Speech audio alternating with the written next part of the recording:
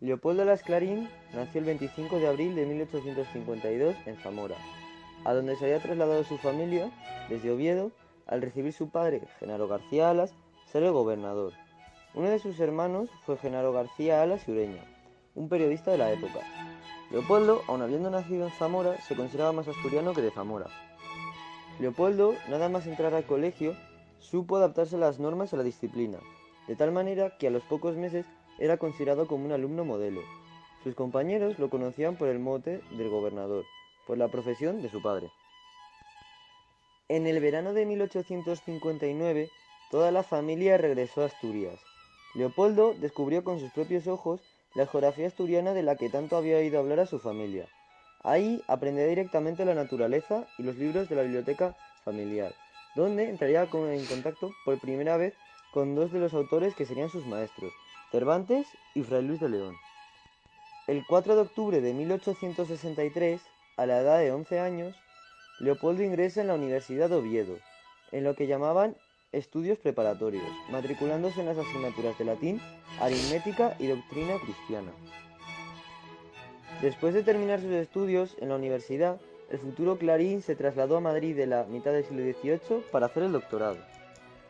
Durante aquel primer curso, Clarín tomó contacto con el krausismo y el liberalismo laico. Años atrás, el jurista, pedagogo y filósofo Juan Sanz del Río, que había sido discípulo en Alemania de Karl Kraus, había traducido e introducido en España la filosofía del krausismo.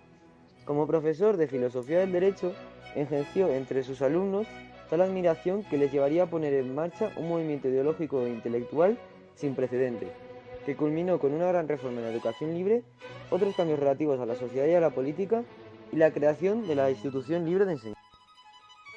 En marzo de 1875, Antonio Sánchez Pérez fundó un periódico con el nombre de El Solfeo. El 5 de julio entraron en su redacción unos cuantos jóvenes, entre ellos Leopoldo Alas. El director quiso que sus colaboradores tomaran como seudónimo el nombre de un instrumento musical, y así es como Leopoldo eligió el clarín y entró en la vida literaria. Aquí escribiría muchos textos, la mayoría de ellos críticas, y por ahora firmaría solo como Clarín. En verano de 1876, gracias a su amigo Félix Aramburu, Clarín escribe sus primeros cuentos y algunas poesías que meses después se irían editando en la revista obetense, la cual le pertenecía a Félix Aramburu. Con estas colaboraciones, el gran escritor fue dándose a conocer. El 1 de julio de 1878 obtuvo Leopoldo Alas el título de doctor en Derecho Civil y Canónico. Presentó su tesis doctoral sobre el tema el derecho y la moralidad. Es el primer libro de Leopoldo que sale de una imprenta y el único que no aparece su seudónimo Clarín.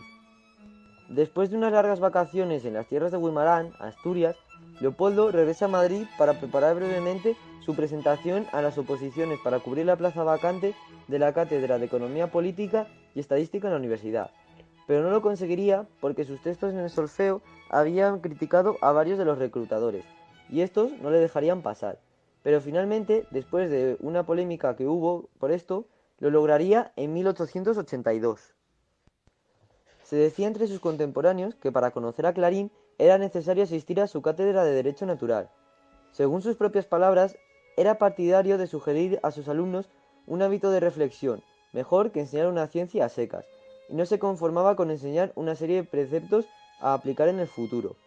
Esto le haría tener una fama de un profesor duro y antipático. Un año después de esto, publicaría a la luz su obra maestra, La Regenta, y en 1885 el segundo tomo de esta. Luego, en 1886, publicaría su libro de cuentos, La Pipa, y en 1891 publicaría su segunda obra más importante, llamada El único hijo.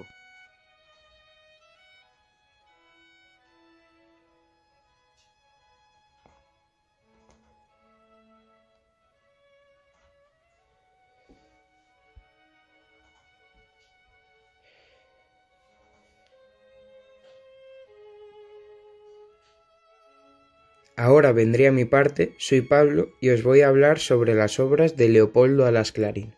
Empezando por la faceta menos hablada de Leopoldo Alas Clarín, empezamos con las novelas cortas que escribió como Pipá, Doña Berta, Cuervo, Superchería y también de los cuentos y relatos como El Señor y los demás son cuentos, Cuentos morales, El gallo Sócrates.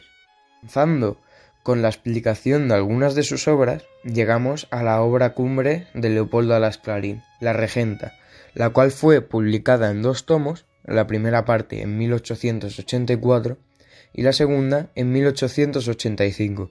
Clarín escribió esta obra prácticamente en secreto, ni siquiera revelándosela a sus amigos más íntimos, hasta que en un mayo de 1884 entrega a su editor el manuscrito del primer tomo apenas terminado.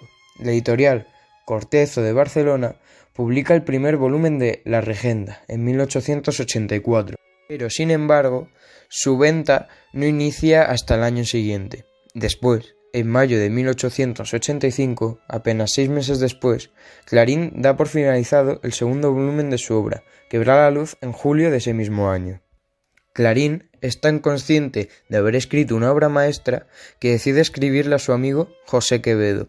Le escribió lo siguiente: «Si vieras qué emoción tan extraña la de terminar por primera vez en la vida, a los 33 años, una obra de arte».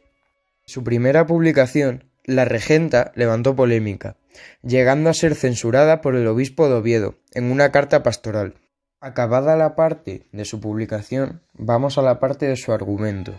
El argumento se basa en que en una ciudad de provincias, Vetusta, vive Ana Ozores, de una familia noble venida a menos, casada con don Víctor Quintanar, regente de la Audiencia, del cual viene ese apelativo de la regenta.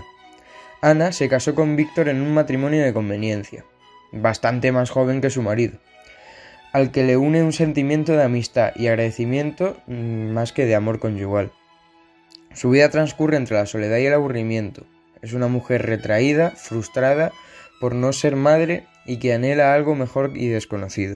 Prosiguiendo con los personajes, tenemos a la misma Ana Ozores. Ana es la protagonista titular de la narración. Su función en la novela es clara y consiste en la oscilación de lo uno que pasa a lo otro. Se establece en este personaje la metamorfosis del carácter, es decir, que una posición inicial, el misticismo, pasa a la aparente opuesta, el erotismo. Siguiendo con los personajes, tenemos a Fermín de Pas, magistral de la catedral y provisor de la diócesis de Vetusta.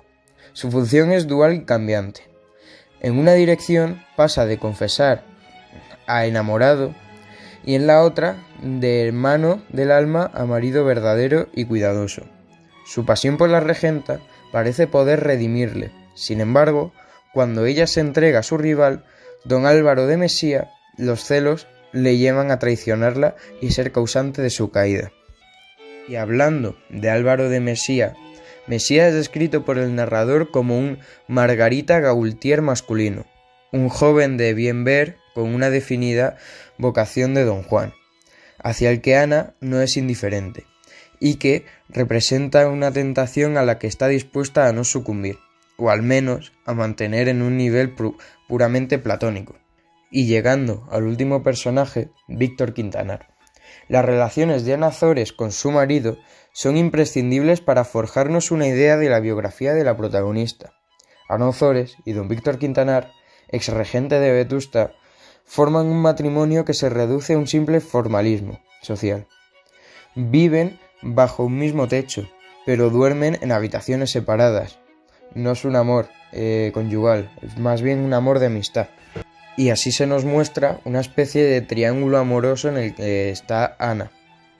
La regenta trata los siguientes temas: el adulterio, la postura femenina, la educación, la religión, la política y la familia.